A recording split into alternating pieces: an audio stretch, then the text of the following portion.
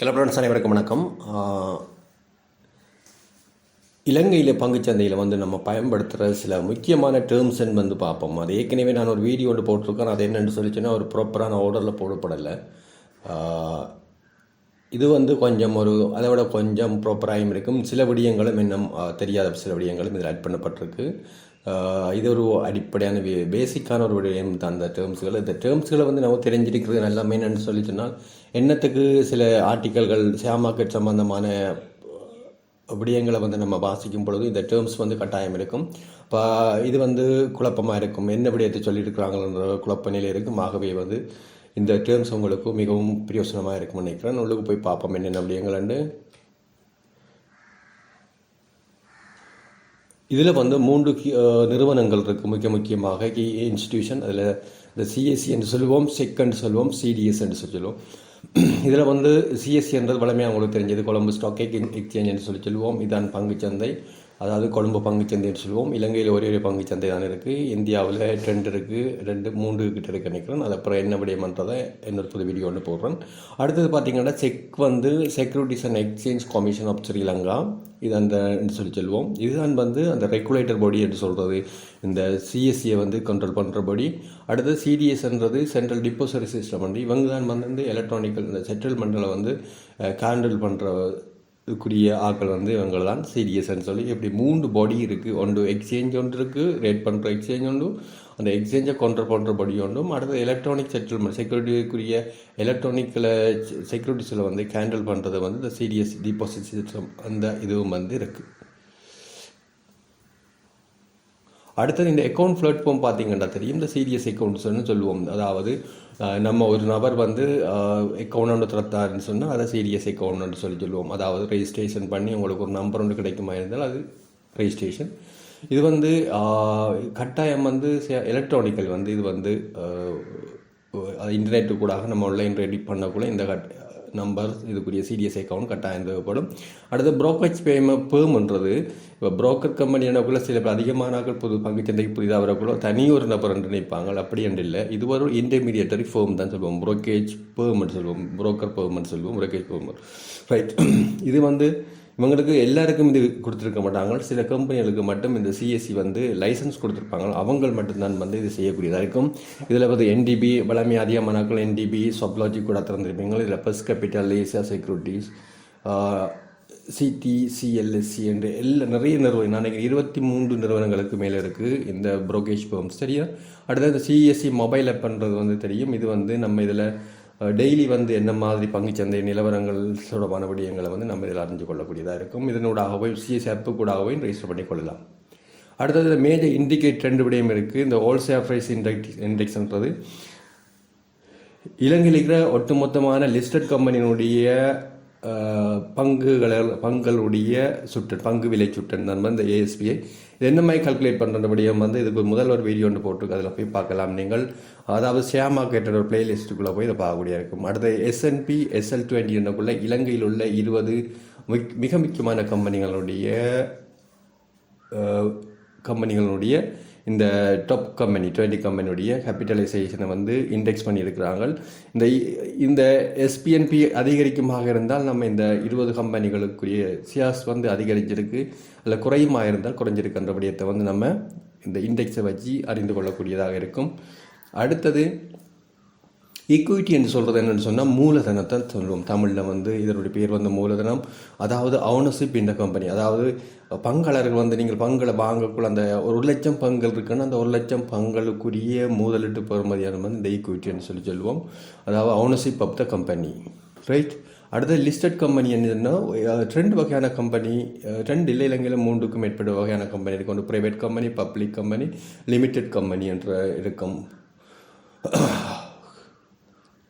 Right. இதில் வந்து பார்த்திங்கன்னா தெரியும், இந்த சிஎஸ்சில் லிஸ்ட் பண்ணப்படுற கம்பெனியை வந்து நம்ம சொல்லுவோம் பப்ளிக் கம்பெனி, அதாவது லிஸ்டட் கம்பெனி தான் சொல்கிறது பப்ளிக் கம்பெனின்னு சொல்லுவோம்.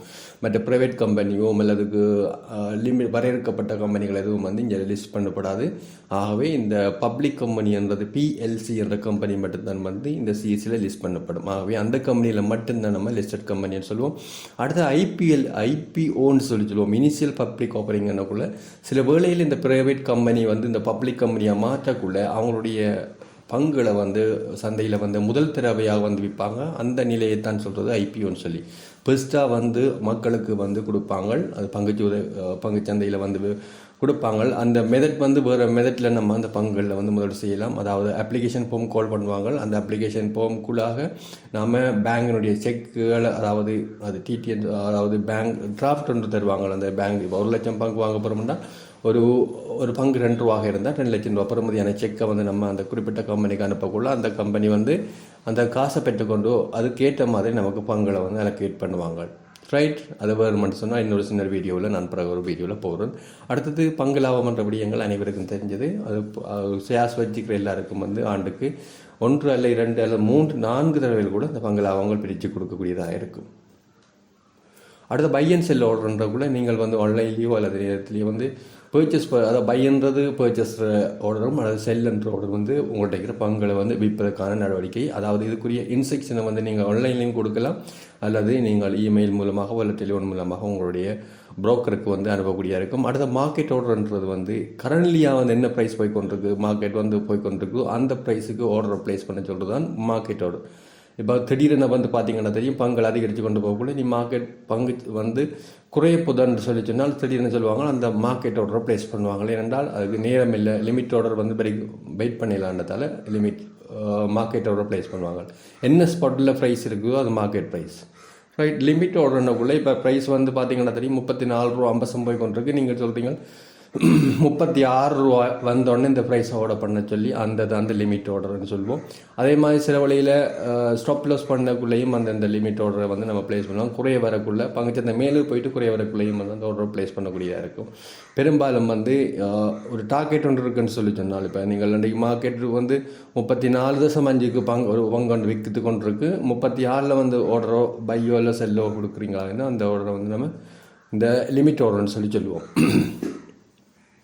அதே மாதிரி வாங்குறது வந்து அதே மாதிரி கீழே வருமாக இருந்தால், இப்போ செல் ஆர்டர் வந்து கூட போனால் தானே நம்ம செல் ஆர்டர் இப்போ 34 ரூபா போகுது, அது 34, 50, 36க்கு போனால் அது செல் ஆர்டராக இருந்தால் கீழே சில வேலை நீங்கள் 30 ரூபாய்க்கு வந்தால் வாங்கணும்னு சொல்லி சொன்னால் அந்த நேரத்தில் நீங்கள் பை ஆர்டரை வந்து ப்ளேஸ் பண்ணி வைக்கலாம்.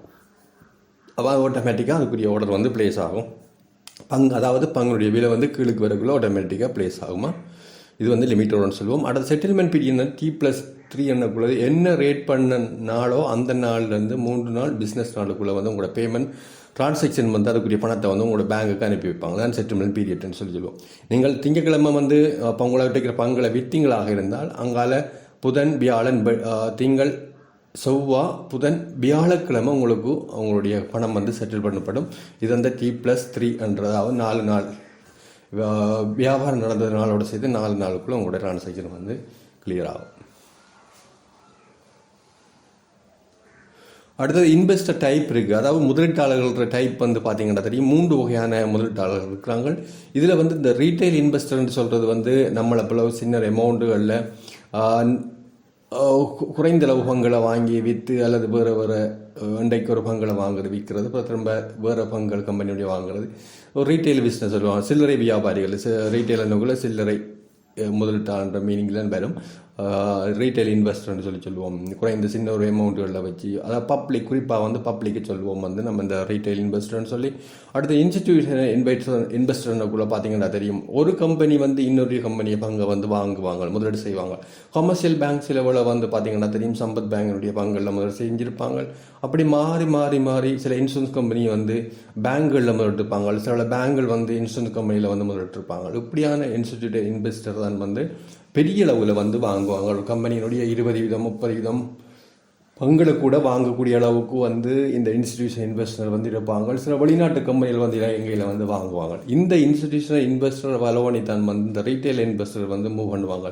குறிப்பாக வந்து இந்த இன்ஸ்டிடியூஷன் இன்வெஸ்டர் என்று சொல்லி சொல்லுவோம். இவங்க வந்து என்ன கம்பெனியில் பங்குகளில் முதலிடுகிறார்களோ அதை பார்த்து கொண்டு தான் வந்து கீழே இருக்கிற ரீட்டைல் இன்வெஸ்டர் அந்த கம்பெனிகளில் போய் முதலீடு செய்வார்கள். ரைட். இதை வச்சு கொண்டு தான் வந்து பங்குச்சந்தை வந்து நம்ம சொல்லுவோம் இந்த எமோஷனல், அதாவது அந்த இவங்களோட மூமெண்ட்டை வச்சுக்கொண்டு அதாவது நிறுவனங்களுடைய மூமெண்ட்டை வச்சுக்கொண்டு அதற்கேற்ற மாதிரி நம்மளும் வந்து ரிஃப்ளெக்ட் ஆகும். அதாவது நம்ம சொல்ல மார்க்கெட்டில் இருக்கிற மற்றவங்களும் வந்து செய்யப்படுவாங்க. ரைட். அடுத்து ஃபாரின் இன்வெஸ்டர்ன்றது என்னென்னு சொல்லி சொன்னால் வெளிநாட்டில் இருக்கிற பெரிய முதலீட்டாளர் வந்து இலங்கையில் இன்வெஸ்ட் பண்ணுவாங்க. இவங்கள் வந்து பெரிய அமௌண்ட்டுகளில் வந்து இன்வெஸ்ட் பண்ணுவாங்க. அவங்களையும் வந்து ஃபாலோ பண்ணி இந்த ரீட்டைல் இன்வெஸ்டர் வந்து அதுக்கேற்ற மாதிரி ரியாக்ட் ஆவாங்க. ரைட், இந்த 3 வகையான இன்வெஸ்டர் வந்து பங்குச்சந்தையில் இருப்பாங்க. இது இலங்கை மட்டுமில்லை, எல்லா நாடுகள்லேயும் இதே டைப்பான முதலீட்டாளர்கள் வந்து இருப்பாங்க. ரைட், இதில் ஸ்டாக் கேட்டகரியில் 3 வகையான கம்பெனி இருக்கு. ஒன்று ப்ளூ சிப் கம்பெனி என்று சொல்லுவோம், ப்ளூ சிப் ஸ்டாக்ஸ், அந்த கம்பெனியோட அடுத்தது பென்னி ஸ்டாக்னு சொல்கிறது, அடுத்தது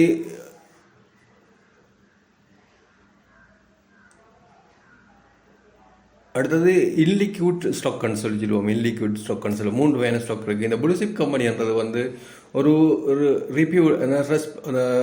ரிப்யூட்டட், அதாவது ஒரு நல்ல ஒரு பேருள்ள கம்பெனிகள் என்று சொல்லுவோம். அதனால் ஸ்டேபிள் கம்பெனிகளை வந்து நம்ம ப்ளூ சிப் கம்பெனிகள் சொல்லுவோம். குறிப்பாக வந்து இலங்கையில் இருக்கிற அந்த S&P 20 அந்த கம்பெனிக்குள்ளே வந்து அதிகமான கம்பெனிகள் இந்த ப்ளூ சிப் கம்பெனிகளாக வந்து கருதப்படும். அதாவது ஒரு எப்பவும் வந்து நல்ல ஒரு பெரிய இலங்கையில் வந்து ஒரு கோல்டிங் மாதிரி நிறைய பிஸ்னஸ்கள் செய்யக்கூடியதும் எப்பவும் வந்து ஒரு மக்களுடைய நன்மதிப்பை பெற்ற கம்பெனிகள் அந்த ப்ளூ சிப் கம்பெனி. அவ்வளோதான் படியும். அடுத்து பென்னி ஸ்டாக்ன்ற குள்ள குறைஞ்ச அளவு ப்ரைஸ் உள்ள, அதாவது பென்னி என்று சொன்னால் சதத்தில்னு சொல்லுவோம். ஆகவே குறைஞ்ச ப்ரைஸ் உள்ள ₹2 இருக்கலாம், ₹1 இருக்கலாம், அதை விட குறைஞ்ச ₹1 விட குறைந்ததாக இருக்கலாம். அப்படியான ஸ்டாக்கள் வந்து பென்னி ஸ்டாக். அதாவது இது வந்து சரியான ஹை ரிஸ்க்கான சில இருக்கும். காரணம் என்னன்னு சொல்லிச்சுன்னா ஒரு 0.50% கூட இலங்கையில் பங்குகள் இருக்குன்னு நினைக்கிறேன் இப்பயும். அந்த அப்படியானதுகள் வந்து பென்னி ஸ்டாக்னு சொல்லி சொல்லுவோம். சில வேளைகளில் ₹1 ₹2 விற்கிற கம்பெனிகளுக்குரியதையும் பென்னி ஸ்டாக், ஒரு குறிப்பிட்ட ₹5 வார சின்ன இதுகள்லாம் வந்து பென்னி ஸ்டாக்னு சொல்லி சொல்லுவோம். ஆனால் சில வழியில் இந்த 1-2 இந்த இதுகள் முதலீட்டு செய்கிறவர்கள் சில வழியில் ஒரு பெரிய ஒரு லாபம் பார்க்கக்கூடிய நிலப்பாடும் பெறும். ஆனால் வந்து இது ஹை ரிஸ்க்கான விடயம் வந்து இந்த பென்னி ஸ்டாக்னு சொல்லி சொல்லுவோம். அடுத்தது இல்லிக்யூட் ஸ்டாக்னு சொல்கிறது, அதாவது பெருசாக வந்து சில கம்பெனிகள் இருக்கும் பார்த்தீங்கன்னா அதோட ஷேர்ஸை வந்து விற்காது. இப்போ அப்படியான சில வந்து நீங்கள் பென்னி ஸ்டாக் சில இதில் வந்து இன்வெஸ்ட் பண்ணியிருப்பீங்க. ஆனால் என்னென்னு சொல்லி சொன்னால் நீங்கள் கடைசி வரைக்கும் அந்த ஸ்டாக்களை வந்து சந்தையில் சில விற்கில்லாத நிலப்பாடும் வந்து உங்களுக்கு ஏற்படும். காரணம் என்னென்னா அதுக்கு லிக்விட்டி வந்து இருக்காது. ஆகவே அந்த வழியில் யாரும் வந்து விற்கவும் மாட்டாங்க, வாங்கவும் மாட்டாங்க. வாங்கினா தானே விற்குவீங்க, அப்போ வாங்குறதுக்கு சாத்தியப்பாடு இல்லாமல் இருக்கும். அந்த நேரம் நீங்கள் விற்க இல்லாத பிரச்சனை கொண்டு வரும். ஆகவே இந்த விடயங்களை கவனத்தில் கொள்ளப்படும். குறிப்பாக வந்து ஒரு நல்ல கம்பெனிகளில் நீங்கள் இன்வெஸ்ட் பண்ணிங்களா இருந்தால் உங்களுக்கு நீங்கள் லாபங்களை பெறக்கூடியதாக இருக்கும். அடுத்தது வந்து ஜென்ரல், அதாவது பொதுவான சொற்கள், பொதுவான விடயங்கள் அல்லது பொதுவான வாக்கியங்கள் சொல்லலாம், ஜார்கான்னு சொல்லி. அடுத்தது இதில் வந்து புல்லிஸ் என்று தெரியும் உங்களுக்கு. Bullish and bearish market. Bull மார்க்கெட்ன்றது மார்க்கெட் வந்து மேலே போகிறபடியத்தை சொல்லும். அதாவது மார்க்கெட் போகுது மேலே அல்ல போய் கொண்டிருக்கிறது புல்லிஸ் மார்க்கெட். அடுத்தது பியரிஸ் என்னக்குள்ள நம்ம மார்க்கெட் வந்து கீழே விழப்போன்னு நினைக்கிறோம். அந்த விடயம் வந்து பியரிஸ் மார்க்கெட்டாக கருதப்படும். கீழே வந்து கொண்டிருக்குள்ள பியரிஸ் மார்க்கெட். அடுத்தது ரைட் இஷ்யூன்ற விடயம் வந்து நான் ஏற்கனவே சொல்லியிருக்கிறேன். அதாவது ஏற்கனவே பங்குச்சந்தையில் இருக்கிறவங்களுக்கு வந்து நீங்கள் வந்து எண்ணம் வந்து ஷேர்ஸை வந்து வாங்கக்கூடிய அளவு வசதி ஒன்று தருவாங்க. ஆனால் குறைஞ்ச ப்ரைஸில். ஏற்கனவே உங்களுக்கு ஒரு 1000 ஷேர்ஸ் வந்து இருக்குன்னு சொல்லிச்சுன்னா குறிப்பிட்ட கம்பெனி அப்போ சந்தையில் வந்து ₹25 ₹30 விற்கிற ஷேர்ஸை வந்து உங்களுக்கு வந்து ₹22 அல்லது ஒரு 5% 10% உங்களுக்கு குறைச்சி வந்து தருவாங்க. அதுக்குரிய டாக்குமெண்ட் வந்து உங்களுக்கு வீட்டுகளுக்கே உங்களுடைய போஸ்ட் மூலம் வந்து அது தொடர்பான விடயங்களை அனுப்பி வைப்பாங்க. ரைட், அல்லது நீங்கள் வந்து அந்த நிறுவனங்களுடைய அதாவது சிஎஸ்சியில் வந்து தொடர்பான ரைட் இஷ்யூஸ் சம்பந்தமான விடயங்கள் வந்து லிஸ்ட் பண்ணுவாங்க. அல்லது வீக்லி ரிப்போர்ட்டில் மென்ஷன் பண்ணுவாங்க, வீக்லி மந்த்லி. அதை பார்த்து நீங்கள் தெரிந்து கொண்டு நீங்கள் அப்ளை பண்ணலாம். அப்படி இல்லாவிட்டால் உங்களோட வீட்டுக்கே வந்து அல்லது உங்களோட புரோக்கர் அதை சொல்லுவார். அப்படி இல்லாட்டி உங்களுடைய வீட்டுக்கு அதுக்கு தொடர்பான டாக்குமெண்ட்டுகளை அனுப்பி வைப்பாங்க, அந்த ரைட் இஷ்யூ சம்பந்தமான விடயங்களை. அடுத்து போனஸ் இஷ்யூ பண்ணக்குள்ளே வந்து பார்த்தீங்கன்னா தெரியும், பங்கு லாபத்துக்கு பதிலாக வந்து உங்களுக்கு ஷேர்ஸ் வந்து கொடுப்பாங்க, அடிஷனல் ஷேர்ஸ்.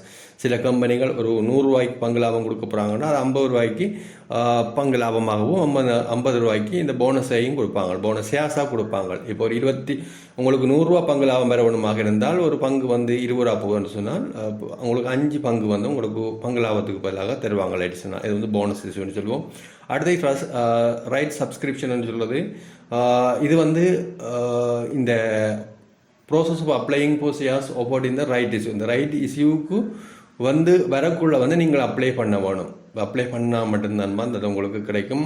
ஆகவே அதுக்குரிய செக்கும் வந்து அந்த பேமெண்ட்டும் வந்து நீங்கள் கொடுக்க வேணும். உங்களுக்கு 25 ரூபா பங்கு 23 ரூபாய்க்கு தராங்கண்டா 1000 பங்குன்னு சொல்லி சொன்னால் 23,000 ரூபாய்க்கு பெறுமதியான செக்கை வந்து நீங்கள் அதோடைய பேங்க் டிராஃப்டை நீங்கள் அந்த குறிப்பிட்ட கம்பெனிக்கு வந்து அனுப்பி ஆகணும். அதன் வந்து இதை ரைட் டு சப்ஸ்கிரிப்ஷன் பண்ணதுக்கு நீங்கள் அப்படி கொடுக்கக்குள்ள வந்து உங்களுக்கு 1000 பங்கும் கிடைக்காது. சில பல 800 பங்கு அதை விட குறைஞ்ச பங்கு வந்து இருக்கிறது. அதாவது எத்தனை பேர் ரிக்வஸ்ட் பண்ணிக்காங்களோ அதுக்கேற்ற மாதிரி உங்களுக்கு கிடைக்கக்கூடியதாக இருக்குது. ரைட் ஃப்ரெண்ட்ஸ், இவ்வளவுதான் இந்த விடயம். இலங்கையினுடைய பங்குச்சந்தையில் இருக்கிற மிக முக்கியமான சொற்கள் அல்லது டேர்ம்ஸ் பற்றி இந்த வீடியோவில் குறிப்பிடப்பட்டிருக்கு. இதில் வந்து இந்தியா தொடர்பான விடயங்களும் வந்து நான் இன்னொரு வீடியோவில் ஒன்றில் போடுறேன். ஒரு சில நுழைச்சிக்காக வேண்டி அவங்களுக்கு பிரயோசனமாக இருக்குது. ஓகே ஃப்ரெண்ட்ஸ், இன்னொரு அடுத்த வீடியோவில் சந்திப்போம். நன்றி, வணக்கமா.